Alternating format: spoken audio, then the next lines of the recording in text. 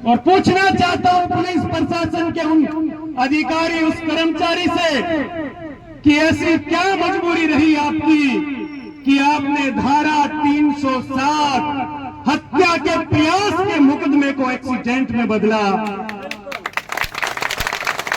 मैं पूछना चाहता हूं उस अधिकारी से कि इस धारा को चेंज करने में कितने रुपए लिए तुमने?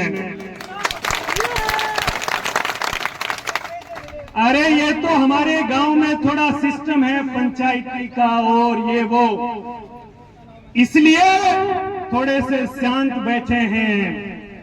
कानून हमें भी हाथ में लेना आता है और जब तक इस जाजम से कोई आदेश नहीं हो जाता तब तक हम कानून हाथ में नहीं लेंगे।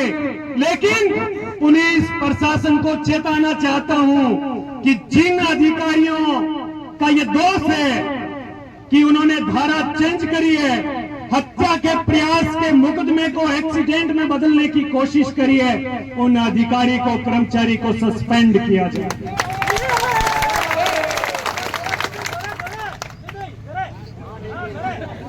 और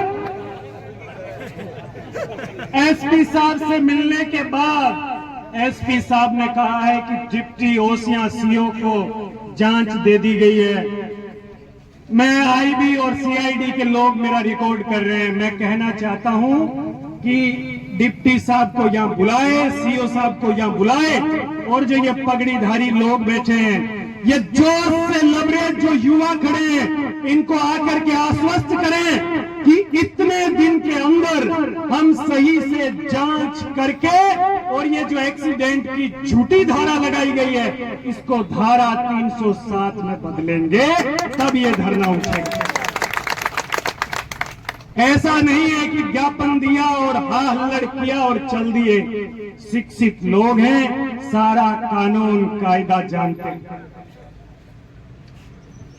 भेड़ हमारे बुजुर्गों ने चराई, आज भी चरा रहे हैं। खेती हमारे बुजुर्गों ने की, आज भी कर रहे हैं। किसान जब इस धरती का सीना चीर के अन्न उपजाता है तब इस पूरे देश का पेट भरता है और वही किसान आज आंदोलन की राह के ऊपर है।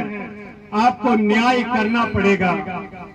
ऐसी यहाँ पुलिस के अंदर क्या होता है कि जब भी कोई घटना होती है तो उसके बाद क्राइम सीन को रिएक्ट किया जाता है।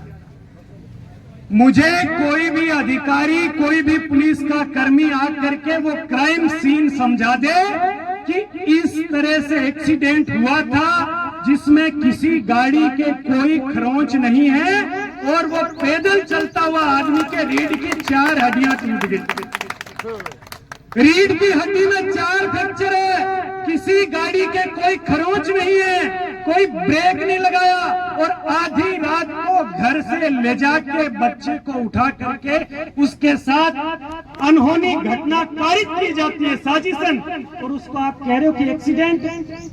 अरे एक्सीडेंट हुआ कैसे? आप जब जांच करते हो तो उसमें लिखते हो कि इस तरह से ये गाड़ी आ रही थी, इस तरह से ये बंदा जा रहा था और यहाँ इस तरह से ये घटना हुई और इस एक्सीडेंट में ये चीज हुई। अब बताइए, सोए हुए आदमी को घर से बुलाना, उसके बाद उसके साथ साजिशन इस प्रकार से मारपीट करना, ऊपर से गाड़ी निकाल देना, अन्याय की इथा है। अब आप उनको पकड़ने की जल्दीबाजी करके एक्सीडेंट की धाराओं में जमानत देने का काम करेंगे, वो भी हम स्वीकार नहीं करेंगे। आप ओसियां सीओ साहब सही से आप जांच करें। जोधपुर एसपी धर्मेंद्र यादव जी पर हमें विश्वास है कि वो हमारे साथ न्याय करवाएंगे। जो भी इसके अंदर दोषी है उनको उन्हीं धाराओं के अंदर अपहरण की धारा लगे, हत्या के प्रयास की धारा लगे और जो मेजर चोटें आई है उस आधार पर जो जो धाराएं बन सकती है वो लगा करके इस केस की सही से जांच करें। आज हम लोग यहाँ बैठे हैं, अभी बहुत सारे हमारे साथियों का उद्बोधन